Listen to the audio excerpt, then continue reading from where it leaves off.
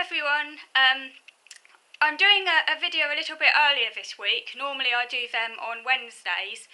I'm just letting you know in advance in case anyone is surprised and thinking when Wednesday comes along, because that's when I normally do my videos. And if people are might think, oh, why isn't Anna doing a video today?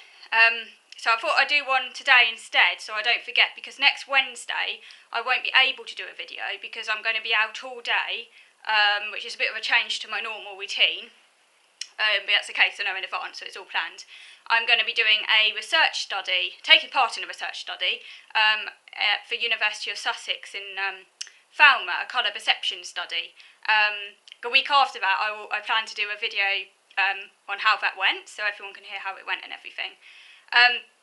So I thought I'd do a quick video today. This is going to be like I think sort of part of a series of videos, if you like, because this is a really, really big topic on the subject of special interests.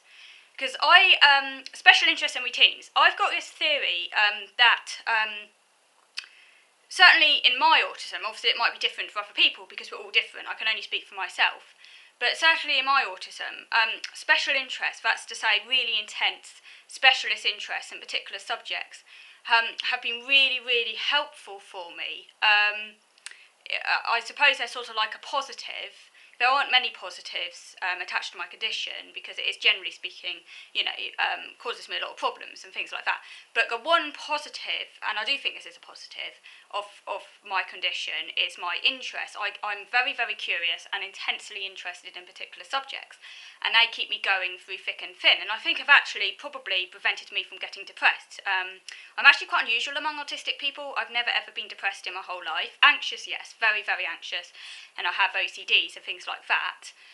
A lot of those OCDs have actually probably a direct product of my autism. I don't really see it as a mental health problem as such. I suppose it could be looked at as a mental health problem, and I've needed therapy and things like that, and they can be quite disabling. But a lot of the OCDs, I think, are a direct product of the autism and taking things literally, and my very sort of, if you like, quite black and white mindset, and that if I'm told something, it kind of stays in my mind, and a whole fear and phobia can develop, and I can get very obsessive and worry about like things going wrong or like getting ill, and I have to like do things, make sure that everything's really correct and exact to sort of like protect myself. But a lot of that is very much, I would say, intrinsically linked to the autism as opposed to being what they call a comorbidity. I don't really see the OCD as a separate condition because I've always had it, and it doesn't make me depressed, it doesn't make me unhappy, it's just part of me. It's just something I have to deal with on a day-to-day basis. It causes me a lot of stress, obviously, and it can be really irritating, but, it's just part of who I am.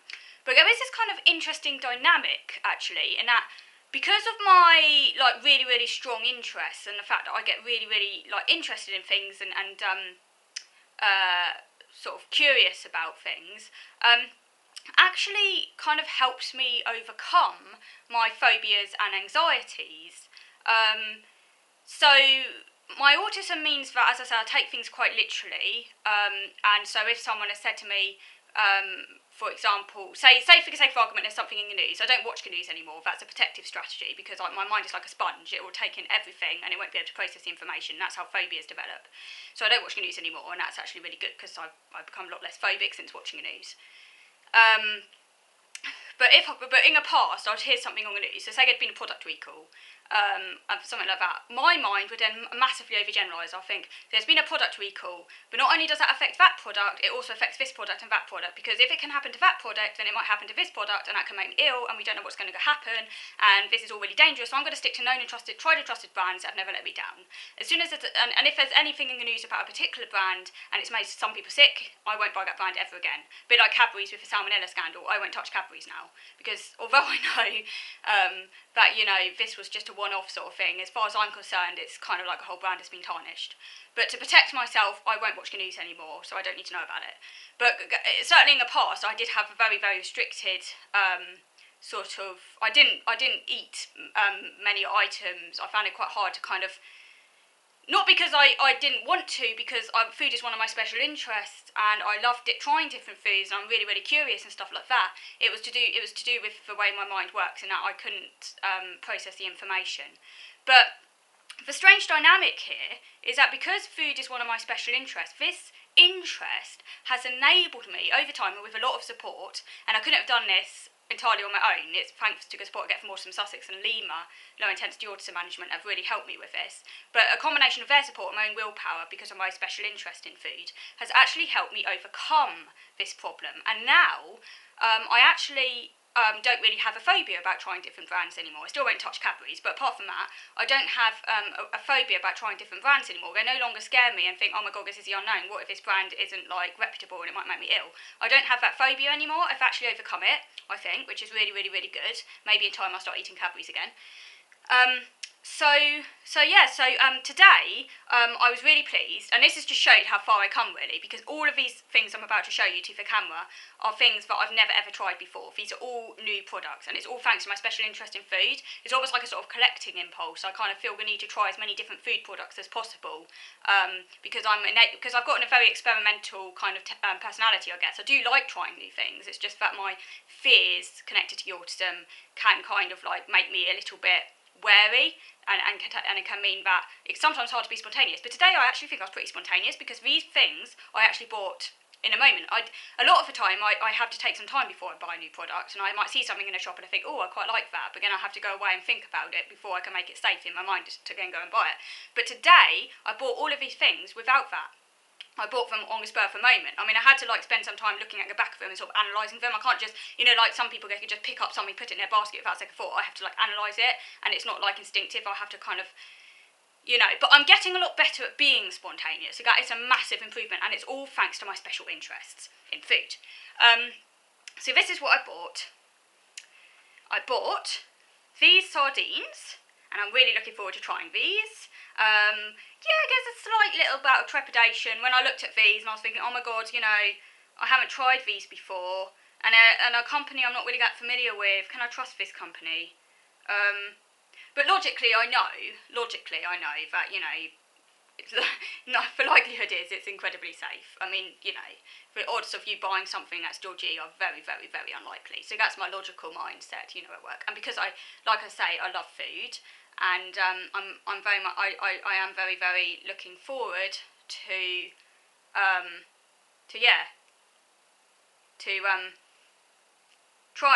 trying this product, which is little sardines. And the other thing I got that was new was this soup. It's butternut squash and tarragon soup. Looks quite a healthy soup. It hasn't actually got any sugar in it. Butternut squash, water, carrot, onion, potato, cream, butter, garlic, salt, ginger. Yeah, concentrated lime juice, tarragon, no additives. It looks quite healthy. 1.51 grams salt, which for the whole container is actually pretty good on the salt front. I mean, I do kind of like, because of my nutrition interest, I try and like buy things that aren't too high in salt. And for, that's the whole container. That's pretty good for soup, I would say. For a short pot of soup, it's not too bad. So I got that. And I also got these. The little child in me wanted to go back to Heinz, comfort kind of stuff, alphabet. Alphabet. It's nice and comforting and rather nostalgic. So I got that. Haven't got that. I don't think I've had these since I was a kid. So, that's good for me. And also, another one, Heinz. I've never tried this before. This is new, so this is thumbs up to me trying new stuff. Lentil curry from Heinz. And I got this. Now, this is a completely new company. I've never ever seen this before. It's Spoon Muesli. And this looks really interesting. Dried fruit, not your thing? This one's for you. Inside is a blend of grains, puffed quinoa, nuts and spices. That's it. I do like dried fruit actually, so I might actually add some of my own. But this looks quite healthy. I've never tried this before. Looks very interesting. It contains oats, barley flakes, almonds, walnuts, cashew nuts, puffed quinoa, orange peel, which is quite interesting having that in cereal, cinnamon powder and turmeric. So I got really excited. So, as I say, this is all thanks to my special interest in food. I am obsessed with food. Anyone will know if they, on Facebook, for example, anyone who's friends with me on Facebook will know this, because I'm always putting food stuff up on Facebook. All my albums are dedicated to food. I collect recipes. This is a lifelong interest. It goes right back to childhood. And I actually think it's one of the positives of my condition. It ensures I eat a varied diet. As I say, I used not to so much because of my OCD issues, but I would say this is the dynamic at work here. My very interest in food, which did make me anxious because it meant that I was more receptive to stories around food, again stuck in my mind and created OCDs. But at the same time, my interest in food has helped me overcome those OCDs. So that's where my autism actually does contain a positive. It's like a really strange dynamic. The actual condition autism, which causes me a lot of problems, can also, funnily enough, help me overcome the problems. A bit like my very strong need for routine has probably protected me against depression, which is another interesting dynamic.